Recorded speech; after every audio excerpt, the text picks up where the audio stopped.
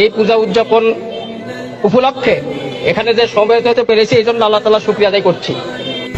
যখন এই মর্যাদা যখন পাপ সংকীর্ণতায় ডুবে যায়, অন্যায় অত্যাচারে মিথ্যায় একটা সয়লাভ হয়ে যায়, তখনই তো কি প্রতি বছরই কি দুর্গার আগমন নাকি ভুল বললাম? আমরা একই মুদ্রার এপার এবং ওপার, এইটাই হলো একদিকে রোজা আরেকদিকে হলো পূজা।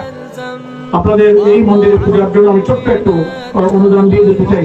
আমরা ইবাদত করি, আপনারা পূজা করেন।